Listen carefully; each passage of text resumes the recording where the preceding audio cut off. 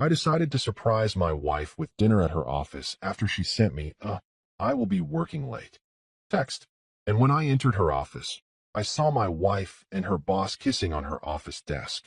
I left without a word, blocked all the cards, and changed the locks. But then something happened that no one expected.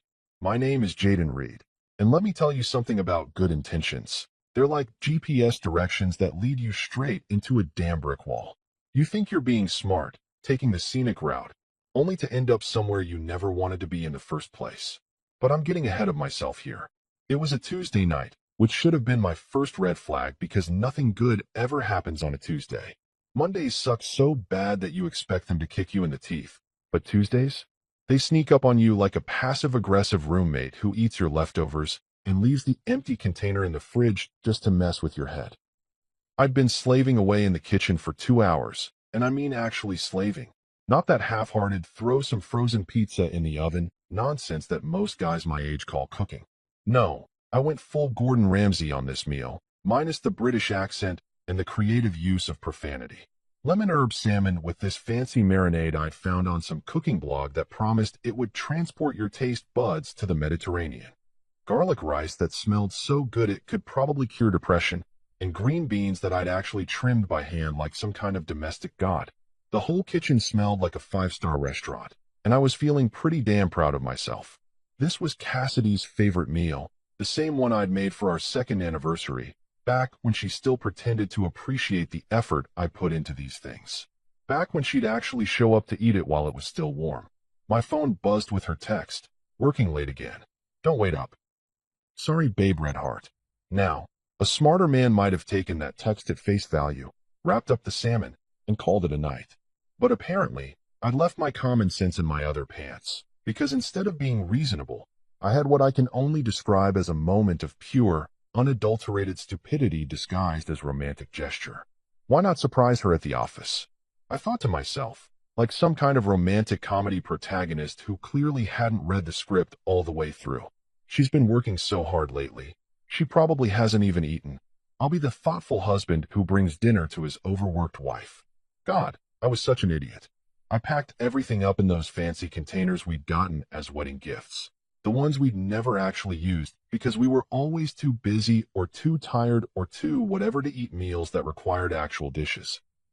The salmon went into the big glass container, the rice into the medium one, and the green beans into the small one, all arranged in a paper bag like I was running some kind of gourmet delivery service. The drive across town gave me plenty of time to rehearse my surprise entrance. I'd walk in with this amazing dinner. She'd look up from her computer with those tired eyes, and her whole face would light up. She'd probably tear up a little, the good kind of tears, not the "why are you like this" tears I'd been seeing more often lately. We'd eat together in her office. She'd tell me about whatever project was keeping her so busy, and for once in the past 6 months, we'd actually connect like we used to. Yeah, that's not how it went down. Her office building was one of those sleek glass towers that screams, "We make more money than you," from every reflective surface. I'd been there maybe 3 times in the 2 years she'd worked there, and each time I felt like I needed a permission slip just to breathe the air. The security guard knew me by now, nice guy named Frank who always asked about my carpentry work and actually listened to the answers. "Evening, Mr. Reed," Frank said as I signed in. "Mrs. Reed's still upstairs. Working late again, huh?" "You know how it is," I replied, holding up the bag. "Thought I'd bring her some dinner." Frank smiled. "She's lucky to have you. Elevators to your right."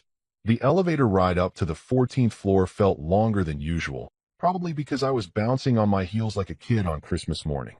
The numbers ticked by, 8, 9, 10, and I kept adjusting the bag, making sure everything was still warm, still perfect. 14. Ding. The hallway was mostly dark except for the emergency lighting and the soft glow coming from under a few office doors. Cassidy's office was at the end of the hall, corner office with her name on a fancy brass nameplate that had cost more than most people's monthly grocery budget. I could see lights spilling out from under her door, could hear voices, her voice and someone else's. Probably a conference call, I thought. She'd been having a lot of those lately. I didn't knock. Why would I? I was her husband bringing her favorite meal. I had every right to walk into my wife's office, especially when she was working late, and probably hadn't eaten anything since her morning coffee and whatever sad desk salad she'd grabbed for lunch. I turned the handle and pushed the door open with my shoulder, already smiling, already preparing my surprise voice. And that's when my entire world decided to pack up and move to a different zip code. There she was, my wife, Cassidy Reed, who wore my ring and shared my last name and had promised to love, honor, and cherish me until death do us part. She was on her desk, not sitting at it, but actually on it, like it was furniture built for a completely different purpose. Her skirt was hiked up, her blouse was half unbuttoned, and her legs were wrapped around Martin Durrell, her boss. Martin freaking Durrell, the guy who looked like he'd stepped out of a men's cologne ad and probably spent more on hair products than I made in a month. His hands were on her waist, gripping her like she was something he owned, and her hands were tangled in his perfectly styled hair, while their mouths were locked together in the kind of kiss that definitely wasn't discussing quarterly reports. The bag slipped from my fingers. I didn't hear it hit the floor, didn't hear the containers rattle, didn't hear anything except the sound of my own heart trying to hammer its way out of my chest. Time did that weird thing where it stretches and compresses all at once. I was standing there for an eternity and no time at all. Neither of them saw me. They were too busy being the worst kind of cliché, too caught up in their little office romance to notice that the guy who'd been paying half of her car payment and all of the mortgage had just walked in on their private meeting. I didn't speak. What was I supposed to say? Excuse me, you're sitting on my wife? Sorry to interrupt, but I brought dinner. Hey honey, how was your day? Instead, I did the only thing that made sense in that moment of complete senselessness. I turned around, walked out, and pulled the door shut behind me with the kind of quiet precision that comes from years of trying not to wake someone up when you come home late. The walk back to the elevator felt like swimming through concrete. My legs moved, but I couldn't feel them. The elevator arrived. The doors opened. I got in. Frank said something to me on the way out, but it sounded like he was talking through water. I got in my truck, started the engine, and drove home through the same streets I'd driven 20 minutes earlier, when I was still stupid enough to think that bringing your wife dinner was a romantic gesture instead of the setup for the worst punchline of your life. You know what they don't tell you about having your life implode? It's not dramatic like in the movies. There's no swelling orchestral music, no dramatic monologue, no slow-motion breakdown in the rain. Nope. It's just you, sitting in your truck in your own driveway, staring at a house that suddenly feels like someone else's property, wondering when exactly you became the punchline to a joke you didn't even know was being told. I sat there for God knows how long, engine running, heat blasting, but feeling colder than a penguin's backside in Antarctica. The radio was off. Hell, everything was off. My brain had basically put up an out-of-order sign and called it a day. The silence wasn't peaceful. It was the kind of quiet that presses against your eardrums like it's trying to squeeze the thoughts right out of your skull. My hands were still gripping the steering wheel like it was the only thing keeping me from floating away into space. White knuckles, cramped fingers, the whole 9 yards. I kept replaying what I'd seen, like some kind of masochistic highlight reel. Cassidy on that desk. Martin's hands on her waist. The way she'd kissed him like she meant it, like she'd been thinking about it all day, like maybe she'd been thinking about it for months. How long had this been going on? That was the question that kept circling my brain like a vulture. Was this the first time? The 10th? Had they been planning this? Or was it some spur-of-the-moment thing that just happened to coincide with me deciding to play the devoted husband? And more importantly, how the hell had I been so blind? All those late nights. All those work emergencies. All those times she'd come home and gone straight to the shower, claiming she needed to wash off the stress of the day. Jesus Christ, I've been living with a stranger for months and never even noticed. But here's the thing about rock bottom. Once you hit it, you've got two choices. You can lie there and let it crush you, or you can use it as a foundation to build something better. And sitting in that driveway, feeling sorry for myself wasn't going to change the fact that my wife was probably still wrapped around her boss like a cheap suit. So I did what any reasonable man would do in this situation. I went full nuclear. First stop, online banking. Thank God for smartphones and mobile apps, because I was about to become the most efficient scorn husband in the history of scorn husbands. Every joint account we had, checking, savings, that little emergency fund we'd been building for our someday vacation to Europe, I transferred it all into my personal account. The one she'd never had access to because, ironically, I'd wanted to keep some financial independence. Funny how that worked out. Then came the credit cards. Oh, Cassidy loved those credit cards. Loved them like they were personal shopping assistants paid to make her happy. Well, guess what? Shopping spree's over, sweetheart. Every card she had access to canceled faster than you could say adultery. The joint cards, the ones where I'd added her as an authorized user. Even that stupid store card she'd talked me into getting because it would save us money on home goods. All of them gone. My phone kept buzzing with confirmation texts and emails. Your card, ending in 4782, has been successfully canceled. Account transfer of $47,332 has been completed. Each notification felt like a small victory, like I was finally doing something instead of just sitting there like a deer in headlights. But I wasn't done. Not even close. The house keys were next. Now, I'm a carpenter by trade, which means I know a thing or two about locks and security. I'd installed our deadbolts myself, picked out the hardware, the whole deal, and now I was going to change every single one of them. I had a spare set in my truck. Always keep backup hardware when you're in the trades. And within 30 minutes, every lock on our house had been rekeyed. Then came the digital stuff. Email accounts, Netflix passwords, Spotify, Amazon Prime, that meal delivery service she was always using. I changed every single password on every single account that had my name or my credit card attached to it. She'd been locked out of our digital life as thoroughly as she'd been locked out of our physical one. My phone started ringing. Cassidy. I watched it buzz on the dashboard. Her contact photo, some selfie we'd taken last Christmas where we both looked happy and in love, lighting up the screen. I let it go to voicemail. It rang again, and again. By the fourth call, I just turned the damn thing off. That's when I realized I couldn't stay here. Not tonight. Maybe not ever. This house, our house, suddenly felt like a crime scene. Every room held memories that had just been poisoned. Every piece of furniture was a reminder of a life that had apparently been a lie. I needed space to think, space to breathe, space to figure out what the hell came next. Tyson, my best friend since college, the guy who'd been my best man, the one person who'd always told me the truth even when I didn't want to hear it. If anyone would understand this situation, it'd be him. More importantly, if anyone would let me crash on their couch without asking 20 questions, it'd be him. I pulled out my phone and sent him a text. I'm coming over. Don't ask questions. His response came back in less than a minute. Doors open. Beer's cold. God, I love that guy. I went inside just long enough to pack a bag. Clothes for a few days, toiletries, my laptop, some work tools in case I needed the distraction. The house felt different now, like it belonged to someone else. Every photo on the walls, every little decorative touch Cassidy had added, it all looked fake now. Like props in a play I'd been performing in without realizing it. I left my wedding ring on the kitchen counter, right next to the coffee maker she used every morning, where she'd be sure to see it.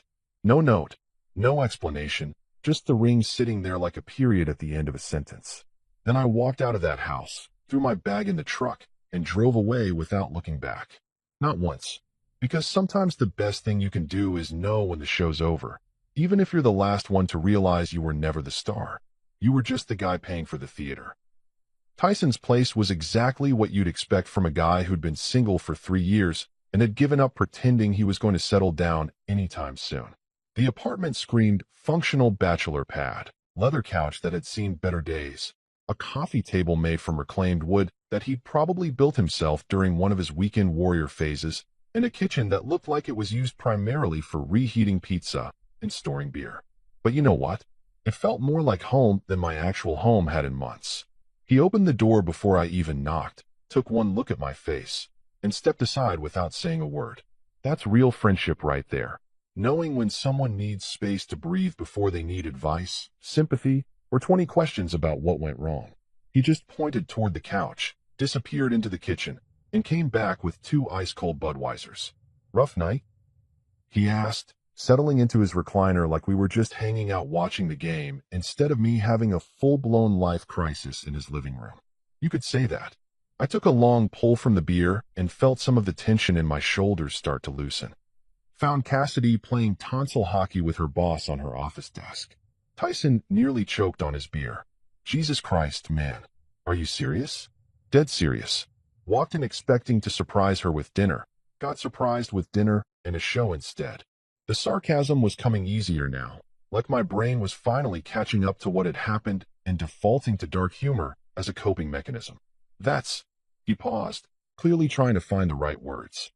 That's seriously messed up, dude. I'm sorry. Yeah, well, join the club. Population me. I leaned back into the couch cushions and closed my eyes. But here's the thing. I'm not just sitting around feeling sorry for myself. I already started taking care of business. That got his attention. Tyson sat forward, eyebrows raised. What kind of business? The kind that involves making sure she can't spend another dime of my money or get back into my house. I ran through everything I'd done. The bank accounts, the credit cards, the locks, the passwords.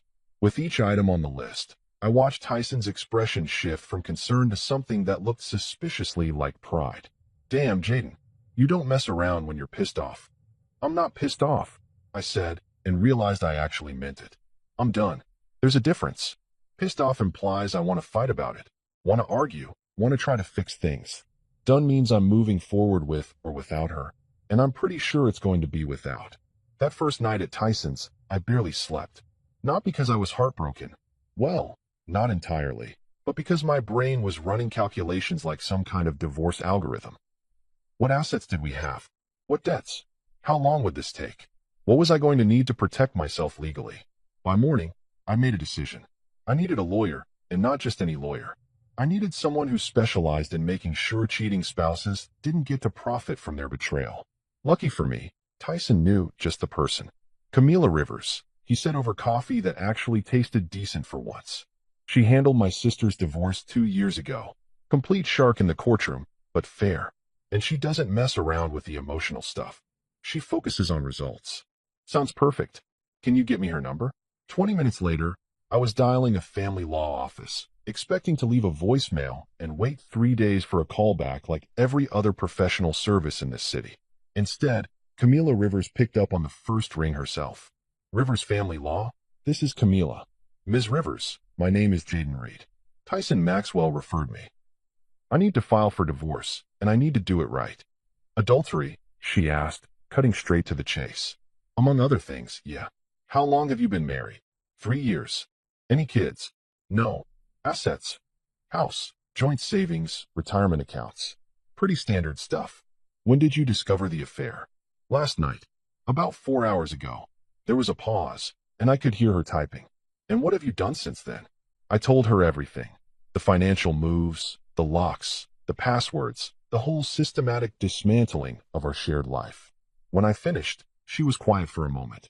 Mr. Reed, in 20 years of family law, I can count on one hand the number of clients who've shown this level of strategic thinking in the first 24 hours. Most people spend weeks crying into their coffee and making emotional decisions that hurt their case later. I'm not most people. No, you're not. And that's going to work in your favor. Can you be here at 2 o'clock today? I'll be there. Good. Bring everything. Bank statements, credit card records, mortgage documents, any evidence of the affair. We're going to make sure this divorce is clean, quick, and heavily weighted in your favor. What about her? Won't she fight back? Camila's laugh was sharp and confident. Mr. Reed, emotion doesn't win cases. Paper does. Documentation, evidence, financial records. That's what matters in a courtroom. And from what you've told me, you've got plenty of paper, and she's got plenty of explaining to do. One more thing, I said. I want this handled quietly. No drama, no public scenes. I just want out. Understood. We'll serve her professionally and proceed by the book. But make no mistake, quiet doesn't mean weak. We're going to protect you. I was making decisions instead of just reacting to Cassidy's choices. I wasn't waiting around for her to come home and explain, wasn't hoping we could work things out, wasn't even particularly interested in hearing her side of the story. Tyson came back from his morning run and found me sitting on his couch with my laptop, already working on organizing financial documents. How you feeling, man? Honestly, better than I have in a long time. I looked up from the screen. I think I've been waiting for an excuse to get out of that marriage for months. I just didn't want to admit it. Sometimes it takes getting hit by a truck to realize you were standing in the middle of the road, he said. Yeah, well, this truck just did me a favor. Now I know exactly where I stand, and more importantly, I know exactly what I need to do about it. And for the first time since this whole mess started, I actually meant it. You know what's funny about betrayal? Just when you think you've hit rock bottom, life hands you a shovel and says, keep digging, champ. There's more down there. I'd been staying at Tyson's for exactly 1 week, and I was finally starting to feel like I had some control over this situation. The lawyer was handling the paperwork. I'd successfully avoided all of Cassidy's increasingly desperate phone calls, and I was even sleeping through the night without waking up in a cold sweat. That's when my phone buzzed with a message from someone I barely knew. Marley Shaw. I had to think for a minute before I could even place the name. She worked with Cassidy, some kind of marketing coordinator or project manager, I think. We'd met exactly once, at the company Christmas party last year. She seemed nice enough, kind of quiet, the type who probably saw everything but didn't say much about what she observed. Not exactly someone I'd expect to hear from during my personal apocalypse. The message was short and to the point. You deserve to see this. Attached was a screenshot that made my blood run colder than a polar bear's lunchbox. It was a text conversation between Cassidy and Martin, and the timestamp showed it was from 3 weeks ago.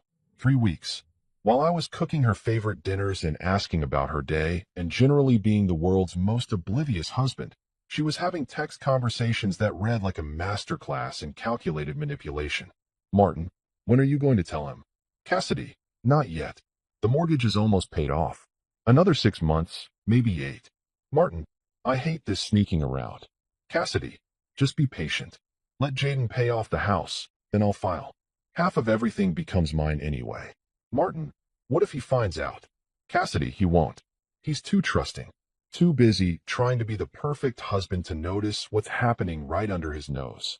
Martin, and after? Cassidy, after, we can stop pretending. I'll have the house equity, half the savings, and alimony if I play it right. Then we can do whatever we want. I read it 3 times before my brain fully processed what I was looking at. This wasn't some spontaneous affair that had gotten out of hand.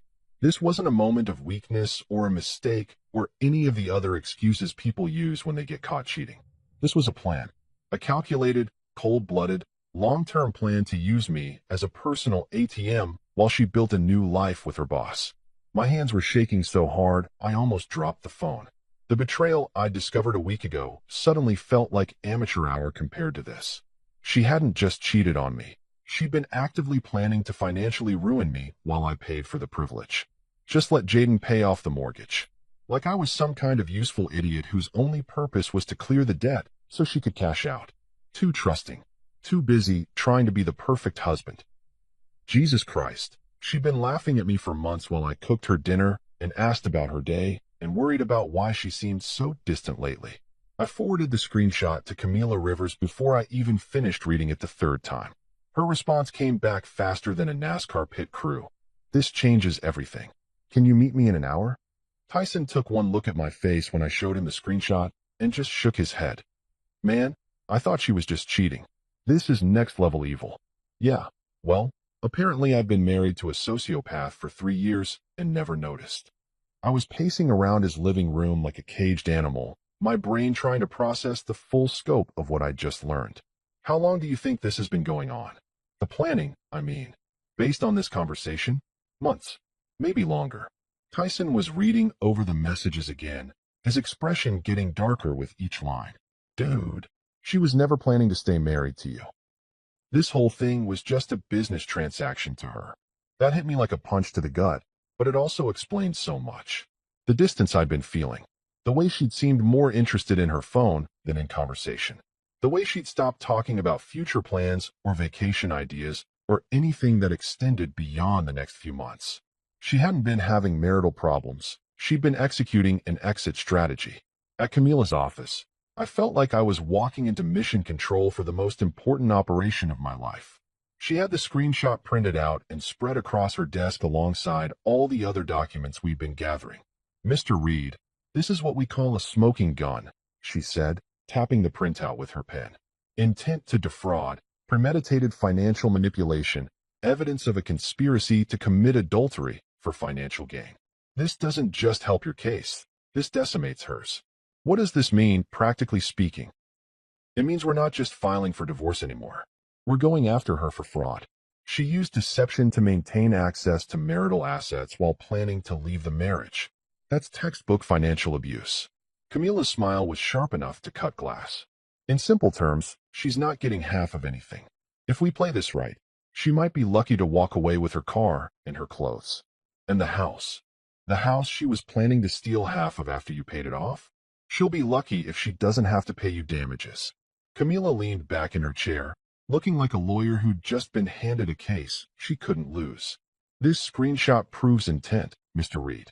She wasn't just cheating, she was running a long-term con game, and you were the mark. I sat there staring at the evidence of my wife's calculated betrayal, and you know what the weirdest part was? I wasn't even hurt anymore. I was just angry. Not the hot, explosive kind of angry that makes you do stupid things, but the cold, focused kind that makes you dangerous. So what's our next move? We document everything. Every conversation, every financial transaction, every piece of evidence that shows this was premeditated. And then we serve her with papers that will make her realize she picked the wrong guy to scam. How long will this take? With evidence like this? Not long. And Mr. Reed, Camila looked up from her notes with something that might have been respect. I've been doing this for 20 years. I've seen a lot of cheating spouses, but I've never seen someone document their own fraud this thoroughly. She basically wrote our case for us. As I walked out of that office, I realized something had fundamentally changed. I wasn't the betrayed husband anymore, trying to figure out where his marriage went wrong. I was a guy who discovered that his business partner had been embezzling from their joint account, and now it was time to call on the auditors. Cassidy thought she was playing chess while I was playing checkers. Turns out, I wasn't even playing her game anymore. I was playing an entirely different sport, and I had home field advantage. If you've never sat in a lawyer's conference room while someone methodically destroys your entire marriage with color-coded file folders and legal tabs, let me tell you, it's like watching a really expensive autopsy. Except instead of figuring out what killed the body, you're figuring out exactly how much you're lying. Cheating wife thought your trust was worth in cold, hard cash. Camila's office had this big mahogany conference table that probably cost more than my truck, and she turned it into what looked like the war room for Operation Screw Over Cassidy. I'm talking full-scale military planning here, complete with documents sorted by date, relevance, and what she called evidentiary value, which was apparently lawyer speak for how badly this will hurt her in court. Mr. Reed, what we're building here isn't just a divorce case, Camila said, spreading out bank statements like she was dealing cards in the world's most expensive poker game. We're building a fraud case with a divorce attached. There's a difference, and that difference is going to save you a lot of money. She wasn't kidding about the organization. Every receipt I'd brought in, every bank statement, every credit card transaction, it was all there, sorted into neat little piles that told the story of my marriage in a way that was both completely accurate and absolutely devastating. Financial manipulation, she said, tapping the first stack. These were copies of all the joint account statements showing how Cassidy had been steadily increasing her spending over the past 8 months, while I'd been focused on paying down the mortgage. Dinners with clients that I now realized were probably dates with Martin. Shopping trips that she'd explained as work clothes, but were clearly way beyond anything she needed for her job. Weekend girls' trips that suddenly made a lot more sense in the context of that screenshot. Premeditated fraud, she continued, moving to the second pile. This was the gold mine. Copies of all the text messages Marley had sent me, printed out and highlighted like evidence in a murder trial. Which, in a way, I guess it was. The murder of my marriage, with Cassidy holding the smoking gun and a detailed confession. Intent to deceive, she said, indicating the third stack. This was documentation of all the lies. The late nights at work that I'd now confirmed with Marley were actually dinner dates. The work conferences that didn't exist, the overtime payments that had never shown up in our joint account because she'd been depositing them into a personal account I didn't even know existed. But the fourth pile was my personal favorite. Intent to commit theft. This was where Camila had calculated exactly how much money Cassidy had been planning to steal from me through her little pay off the mortgage then divorce him scheme. Turns out, if her plan had worked, she would have walked away with roughly $180,000 in house equity, plus half of our savings, plus potential alimony. All while I got to keep the debt and the betrayal. She essentially treated your marriage like a business investment, Camila explained, pulling out a calculator that probably had more computing power than the space shuttle. She put in 3 years of fake affection and got access to your income, your credit, and your assets. Then she planned to cash out at maximum value while leaving you with minimum return. Jesus Christ, I muttered, staring at the numbers. I've been married to a con artist. A particularly stupid con artist, Camila corrected. Smart criminals don't document their crimes in text messages. But lucky for us, your wife apparently thought she was smarter than everyone else in the room. That's when she pulled out what she called the nuclear option, a thick folder labeled counterclaims and asset recovery. This wasn't just about preventing Cassidy from stealing from me. This was about making her pay for what she'd already taken. We're going after her for fraudulent conversion, Camila explained, flipping through pages that might as well have been written in ancient Greek for all I understood them. Every dollar she spent on her affair, every lie she told to access marital funds, every deceptive action she took, we're treating it as theft and demanding restitution. Can we actually do that? Mr. Reed, she stole from you. She just did it with your own credit cards instead of breaking into your house. Theft is theft, whether it's committed by a stranger or a spouse. Her smile was the kind of expression that probably made opposing lawyers wake up in cold sweats. Plus, we have something most fraud cases don't have, a written confession of intent. She was right. That screenshot wasn't just evidence of an affair.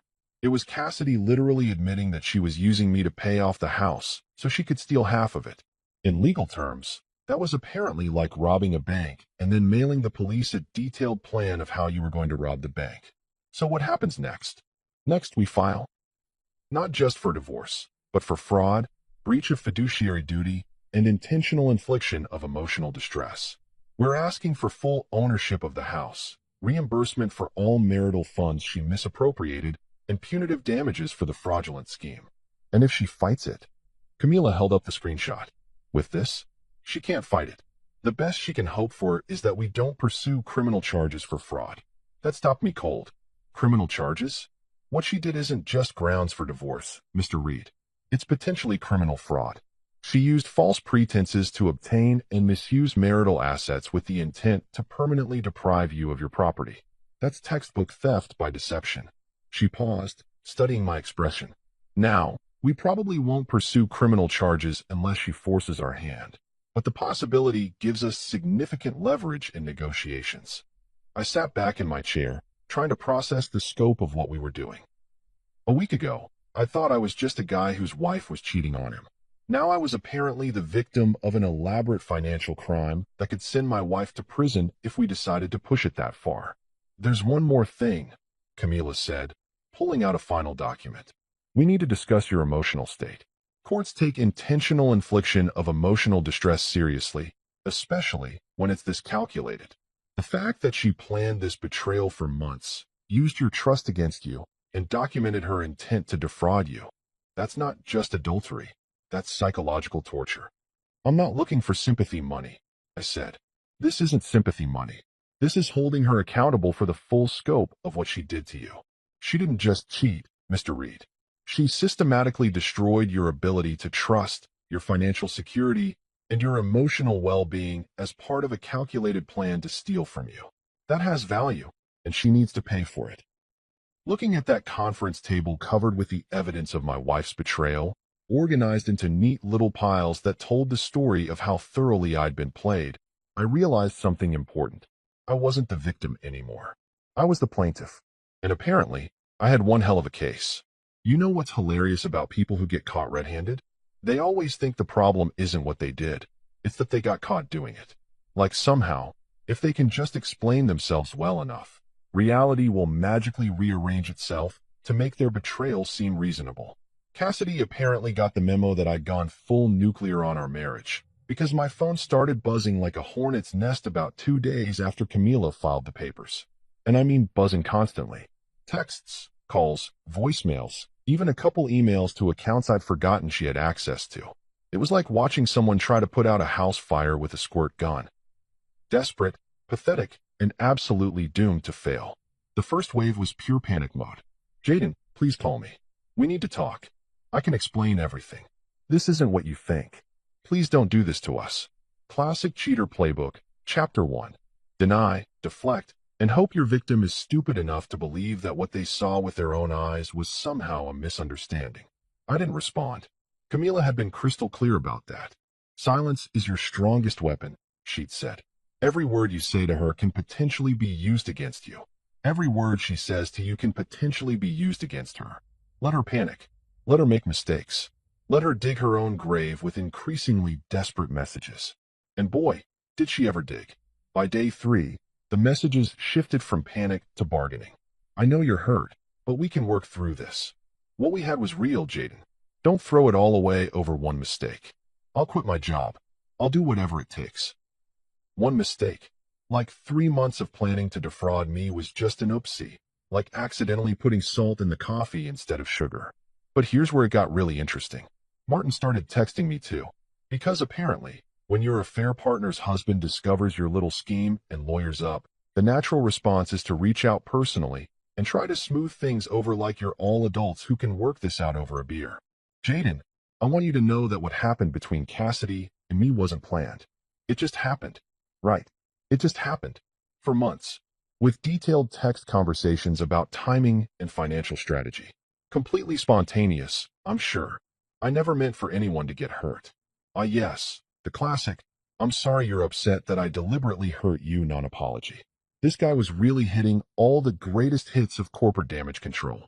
I think we should meet and talk this through like men. Like men.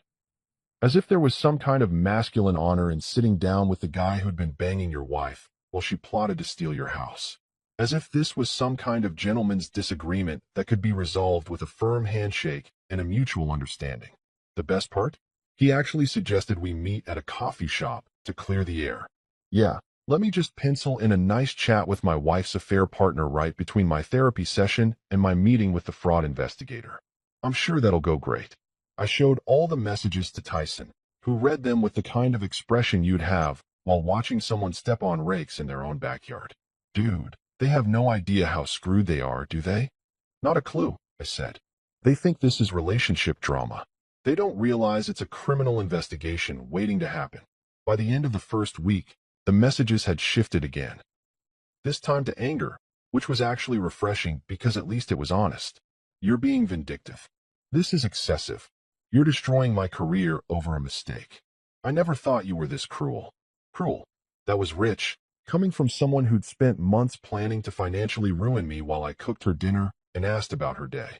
But that's the thing about people who think they're smarter than everyone else. They genuinely believe that getting caught is unfair, like they deserve to get away with it because they put so much effort into the planning. The voicemails were even better. Cassidy crying, begging, explaining that she'd just been confused and scared about our future. Martin leaving these weird formal messages that sounded like he was reading from a script his own lawyer had probably written. I want to clarify that any relationship, intent to harm my marriage, like marriage, is some kind of third party that can be injured independently of the people in it. Like he'd accidentally rear-ended my marriage in a parking lot instead of deliberately planning to steal half my assets while screwing my wife on her office desk. But the messages that really got to me were the ones where Cassidy tried to rewrite history. You know, our marriage hasn't been good for months. We've been growing apart anyway. I was going to talk to you about counseling. Suddenly, our entire relationship was retroactively terrible, and her affair was somehow a reasonable response to problems I didn't even know we had. That's when I realized something important. She actually believed this stuff. She'd rewritten our entire marriage in her head to justify what she'd done, and now she was genuinely confused about why I wasn't going along with her revised version of events. In her mind, she wasn't a scheming adulteress who'd planned to defraud me. She was a woman trapped in an unhappy marriage who'd found solace in the arms of another man. The cognitive dissonance was actually impressive. She'd managed to convince herself that planning to steal half my house after I paid it off was somehow morally superior to just asking for a divorce up front. Like the elaborate deception was actually a kindness, sparing me the pain of knowing she wanted out until after I'd served my purpose as her personal mortgage payment service. Tyson found me one evening, sitting on his couch with my phone turned off, just staring at the wall.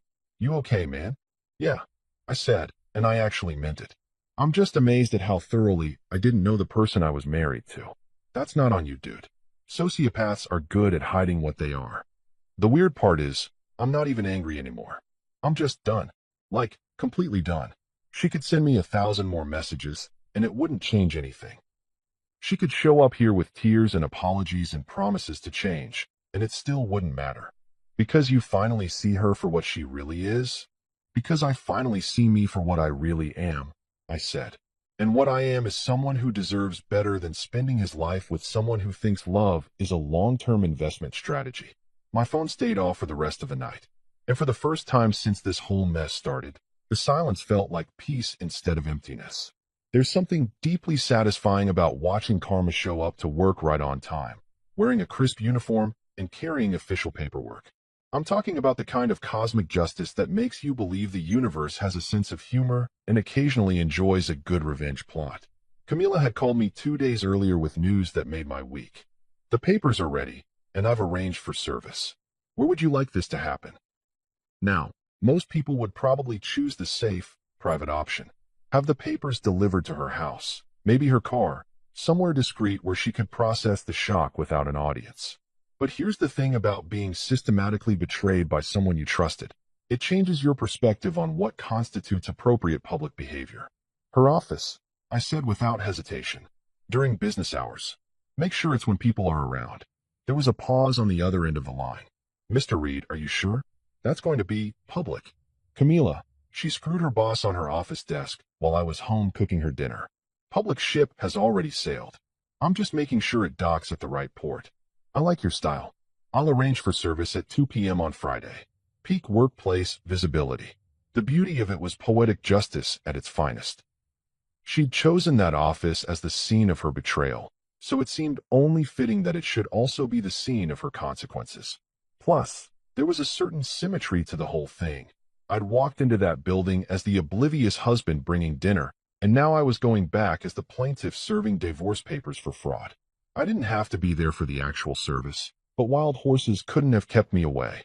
I wanted to see her face when she realized that her carefully planned exit strategy had just become her entrance to legal hell. Call it petty, call it vindictive, call it whatever you want. I called it closure. I parked across the street from her office building at 1:45 p.m. and waited. The process server was a professional named Dave who looked like he'd been delivering bad news for 20 years and had perfected the art of staying calm while other people's worlds exploded. He'd called to confirm the timing and location, and his instructions were simple. Find Cassidy Reed in her office on the 14th floor and hand her a manila envelope that would officially end her marriage and potentially start criminal proceedings against her. At exactly 2 p.m., I watched Dave walk through the glass doors of the building where my wife had planned my financial destruction. He was carrying a leather briefcase and wearing the kind of confident expression that said he'd done this 1,000 times before and knew exactly how it was going to play out. I waited in my truck, watching the building like it was about to explode. Which, in a way, it was.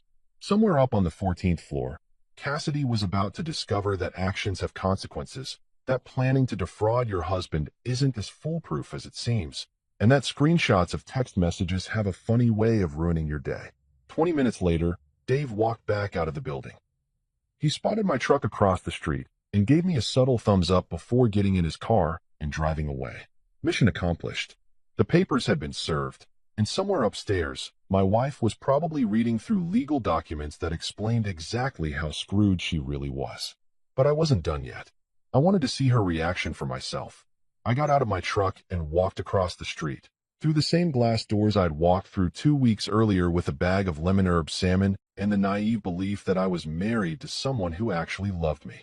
Frank, the security guard, recognized me immediately. Hey, Mr. Reed. Haven't seen you in a while. Here to see Mrs. Reed. Something like that, I said, signing in on the visitor log. Is she upstairs? Far as I know. Seemed a little rattled when I saw her a few minutes ago, though.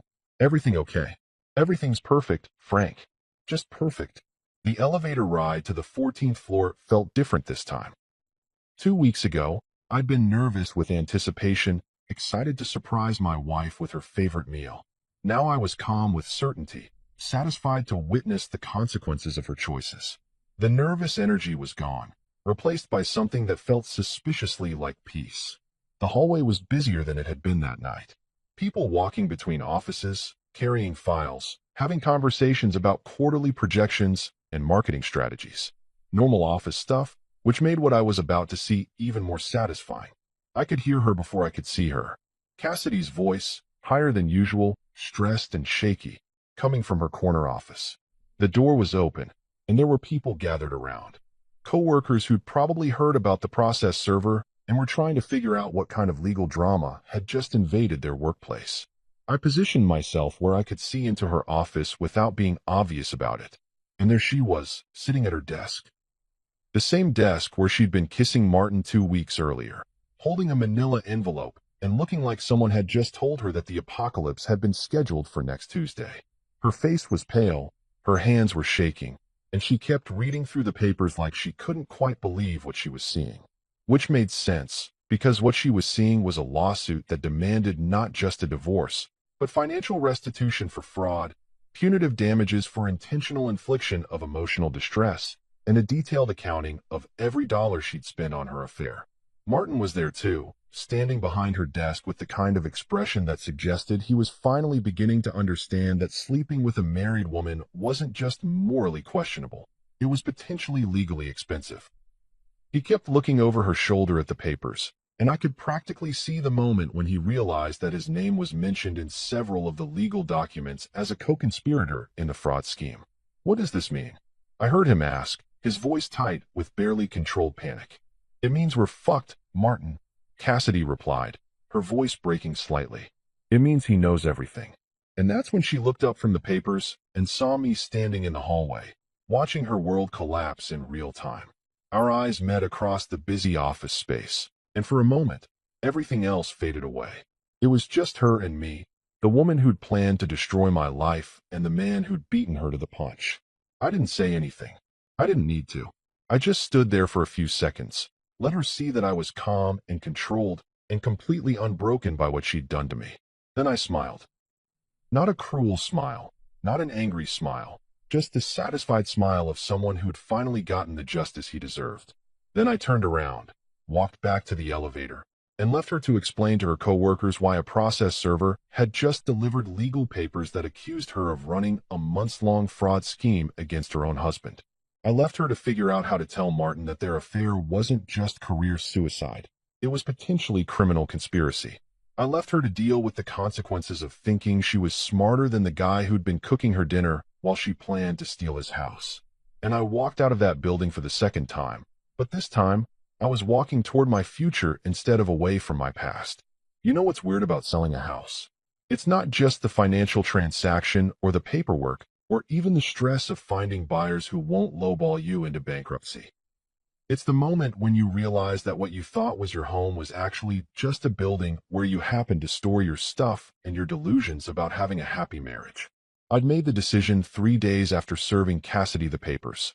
I was sitting in Tyson's living room, scrolling through real estate listings on my laptop, when it hit me like a ton of bricks wrapped in an eviction notice. I couldn't go back to that house. Not ever. Every room was contaminated with memories that had been retroactively poisoned by the truth about who I'd been married to. The kitchen where I'd cooked all those dinners while she texted her lover about exit strategies. The bedroom where we'd slept side by side while she planned to rob me blind. The living room where we'd watched Netflix and made small talk while she calculated how much my trust was worth in dollars and cents. The whole place was like a crime scene where the crime was my own stupidity. But here's the beautiful thing about hitting rock bottom. Once you're down there, you get to decide what you want to build on the wreckage. And what I wanted to build was a life that didn't include a single reminder of the 3 years I'd spent being played by someone who thought love was a business transaction. So I called a realtor. Not just any realtor, but Karen Martinez, the same woman who'd helped us buy the place 3 years earlier when we were young and stupid and thought we'd found our forever home. She remembered me, remembered us, and when I explained the situation, she didn't even try to talk me out of it. Jaden, honey, I've been doing this for 15 years, she said over the phone. I've seen plenty of divorce sales, and I can tell you right now that keeping a house just because you put money into it is like keeping a shirt just because it's expensive, even though it doesn't fit anymore and makes you look terrible. So you think I'm making the right call? I think you're making the only call that makes sense. How soon do you want to list it? Yesterday. I'll be there tomorrow morning with the paperwork. The next few days were a blur of staging and photography and open houses that felt like watching strangers audition to live in the museum of my failed marriage. Potential buyers walked through the rooms where my life had fallen apart, commenting on the hardwood floors I'd refinished myself and the kitchen backsplash Cassidy had picked out during one of our weekend trips to Home Depot. "This is a lovely space," one woman said, standing in the kitchen where I'd cooked that final dinner. "Very romantic." "Yeah," I said. "It's got character." What I didn't say was that the character was naive husband gets systematically destroyed by sociopathic wife, but that probably wasn't going to help with the sale. The house sold in 6 days. 6 days. Apparently, the market for three-bedroom colonials with updated kitchens and recent heartbreak was pretty strong. The buyers were a young couple who reminded me of Cassidy and me 3 years earlier, full of plans and optimism, and completely convinced that they'd found their happily ever after. I almost felt sorry for them, not because the house was cursed or anything, but because they had that same look Cassidy and I had probably had when we'd first walked through these rooms. That this is where we'll build our life together, expression that's equal parts hope and delusion. But hey, maybe they'd actually make it work. Maybe they'd actually love each other instead of using each other. Maybe their marriage would last longer than it took to pay off the mortgage. The closing was scheduled for 2 weeks later, which gave me plenty of time to pack up everything I wanted to keep and figure out what to do with everything I didn't. It's amazing how much stuff you accumulate when you think you're building a permanent life with someone. Wedding presents we'd never used, furniture we'd bought for rooms we'd planned to redecorate, pictures of trips we'd taken back when I thought her smiles were genuine. I kept the tools, obviously. My workshop equipment, my truck, my clothes, and exactly 3 pieces of furniture. The leather chair my dad had given me when I graduated college, the coffee table I'd built myself, and the bed from the guest room, because there was no way in hell I was keeping the mattress where my wife had probably been fantasizing about her boss while I slept next to her. Everything else went to charity, got sold online, or found its way to the curb with a free sign. The dining room set we'd saved up for, the living room furniture we'd picked out together, the decorative crap that had turned our house into what she'd called a home. All of it had to go. Not because I was being vindictive, but because keeping any of it felt like preserving evidence of a crime. The hardest part was the photos. We'd had pictures everywhere, wedding photos, vacation shots, candid moments from before I knew I was living with a con artist. I spent an entire afternoon going through them, and it was like watching a documentary about someone else's life. There we were at the beach in Florida, looking happy and in love. There we were at my sister's wedding, dancing like we meant it. There we were on Christmas morning, exchanging gifts and acting like we had a future together. I kept exactly one photo, not because I missed her or missed what we'd had, but because I needed to remember what lies looked like when they were smiling at you. I needed a reminder that people can fake anything if the payoff is big enough. The rest went in the trash. Every single one. 3 years of documented deception, straight into the garbage where they belonged. 2 weeks later, I sat in the lawyer's office, not Camila's office, a different one that handled real estate, and signed papers that officially transferred ownership of my former home to people who still believed in happy endings. The check I walked out with was substantial enough to give me options, which was more than I'd had when this whole nightmare started. That evening, I stood in the driveway of what was no longer my house, holding the keys I'd just handed over to the new owners. The place looked the same from the outside. Same mailbox, same front door, same windows that had witnessed the slow-motion destruction of my marriage. But it felt different. It felt like someone else's problem. I got in my truck and drove away without looking back. Not because I was too hurt to look, but because there was literally nothing behind me worth seeing. The house where I'd been lied to, cheated on, and financially manipulated was someone else's fresh start now. And for the first time in months, that felt exactly right. You know what's funny about starting over? You spend so much time planning your dramatic exit from your old life that you forget to plan your equally dramatic entrance into your new one. So there I was, officially divorced, financially intact thanks to Camila's legal wizardry, and completely homeless by choice, standing in the middle of downtown looking for an apartment like some kind of middle-aged college kid. The loft I found wasn't what you'd call luxury living, but it had 3 things going for it. Exposed brick walls that reminded me why I liked working with my hands, huge windows that let in enough light to make the place feel optimistic instead of depressing, and rent that wouldn't require me to eat ramen noodles for the next 5 years. Oh, and it was directly above a coffee shop called Grind Coffee, which sounded like either a great convenience or a guaranteed way to develop a caffeine addiction that would make my divorce settlement look like pocket change. The building was one of those converted warehouses that developers love to market as urban loft living to people who want to feel artistic without actually having to be artists. The kind of place where you pay extra for the privilege of hearing your upstairs neighbor's every footstep and pretending that exposed ductwork is a design feature instead of a cost-cutting measure. But it was mine. No shared mortgage, no joint lease, no our place that came with emotional baggage and bitter memories. Just my name on the lease, my deposit, my choice. After 3 years of everything being ours, the concept of mine felt revolutionary. I'd been living there for exactly 2 weeks when I first met Sierra Thorne, and let me tell you, meeting someone new when you're fresh out of a marriage that ended with fraud charges is like trying to date with a giant neon sign over your head that says, "Recently betrayed. Handle with care." I was coming down the stairs with a bag of garbage, because apparently, one of the joys of loft living is carrying your trash down 3 flights of stairs to reach the dumpster, when I nearly collided with a woman carrying what looked like 50 pounds of coffee beans. "Whoa, sorry," I said, stepping aside to let her pass. "Didn't see you there." "No worries," she replied, shifting the bag to get a better grip. These stairs are a death trap when you're carrying anything heavier than a paperclip. That's when I actually looked at her instead of just noticing her as an obstacle between me and the dumpster. Sierra was probably in her early 30s, with the kind of practical beauty that didn't need makeup to be noticeable. She had shoulder-length brown hair that looked like she'd, and the kind of easy smile that made you want to smile back without thinking about it. "You must be the new tenant," she said, setting the coffee bag down for a moment. "I'm Sierra. I run the cafe downstairs." "Jaden," I said, extending my hand. "And yeah, just moved in a couple weeks ago. Sorry about the noise. I'm still figuring out which floorboards creak. Trust me, after 2 years of running a coffee shop, I sleep through everything, including the espresso machine directly below my apartment." She paused, tilting her head slightly. "Wait, are you the guy who's been ordering black coffee every morning at exactly 7:15?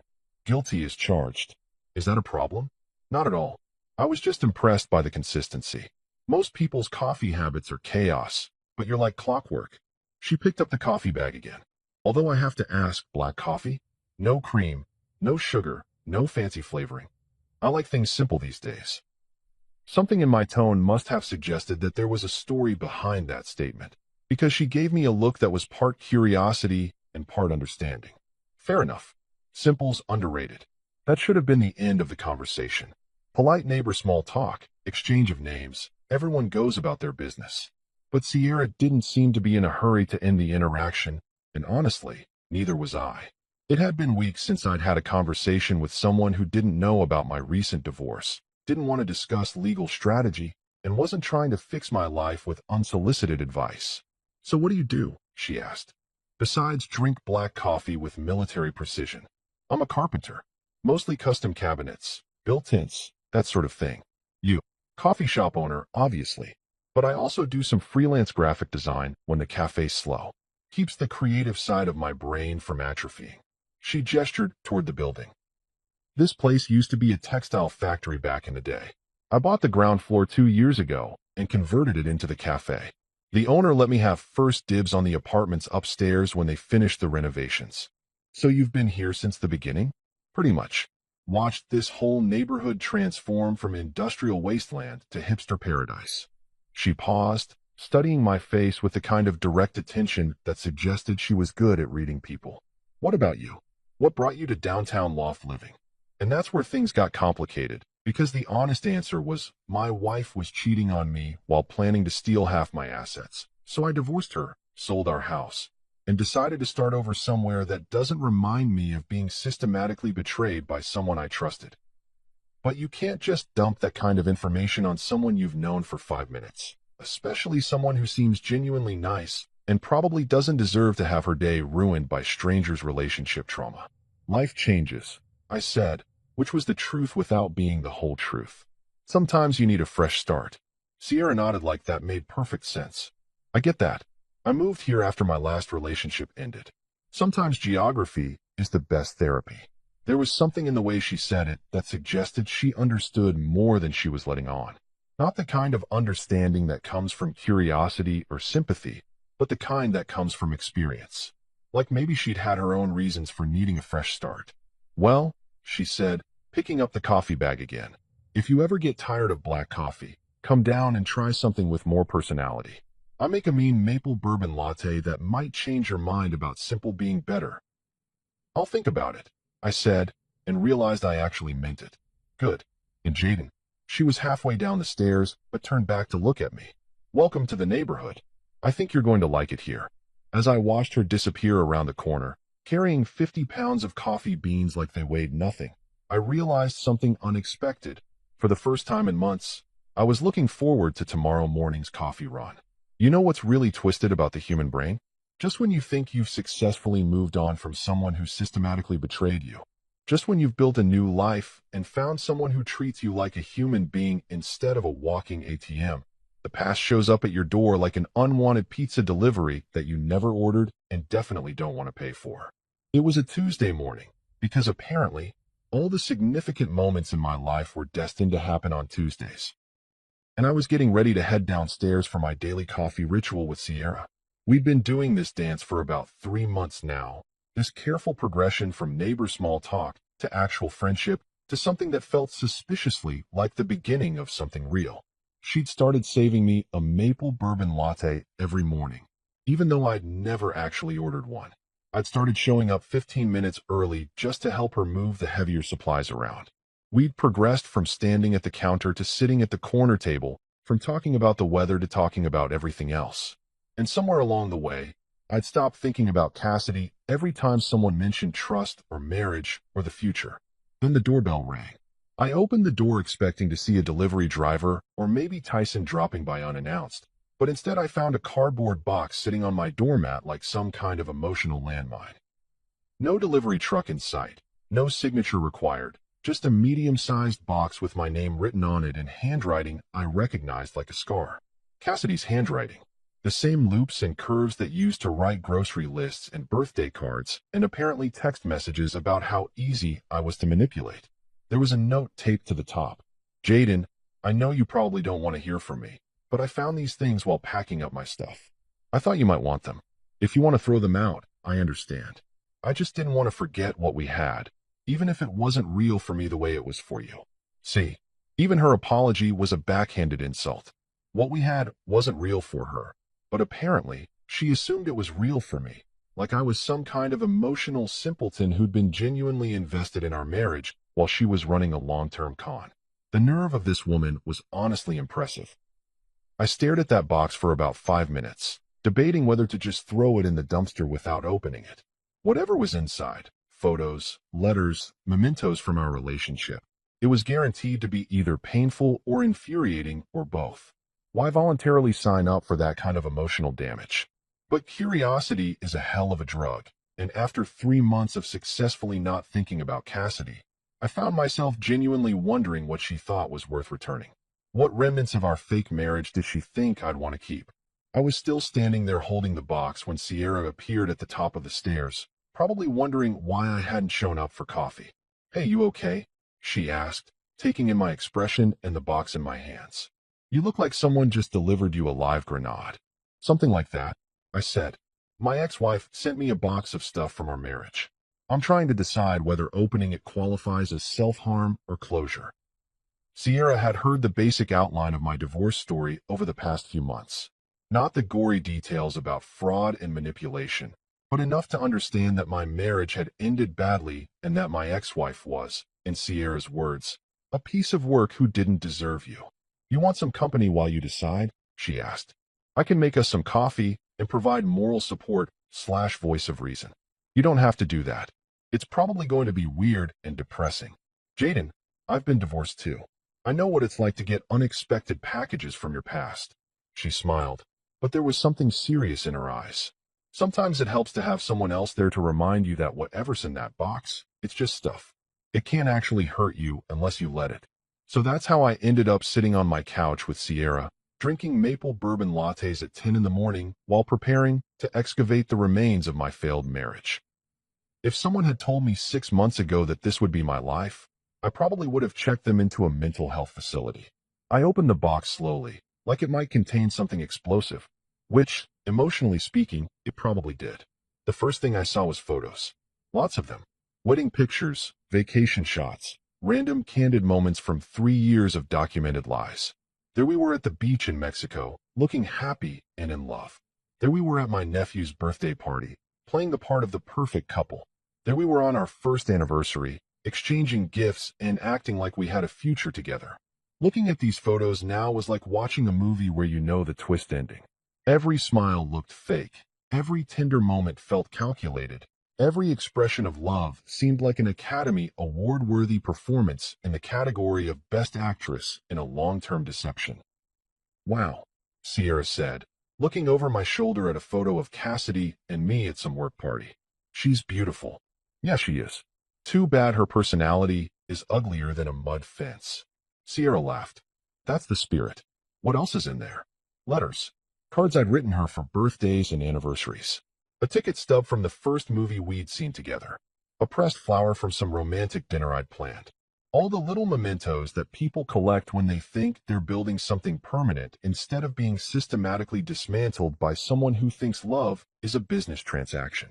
At the bottom of the box was a letter addressed to me. Not a note like the one taped to the outside, but an actual letter, multiple pages, sealed in an envelope. You don't have to read that, Sierra said quietly. Not today, not ever if you don't want to. No, I think I do. I opened the envelope and scanned the first few lines. It was exactly what you'd expect. A long, rambling explanation of how sorry she was, how she'd made mistakes, how she hoped I could forgive her someday. The same self-serving nonsense she'd been texting me for weeks after I served her the papers. But here's the thing about closure. It's not about forgiveness or understanding or even moving on. It's about finally seeing something clearly for what it really is. And what I saw, looking at that box of memories and reading that letter, was the complete and total absence of anything worth keeping. These weren't mementos of a real relationship. They were props from an elaborate performance that I'd been too trusting to recognize as fiction. The photos showed moments that had felt real to me, but were just acting exercises for her.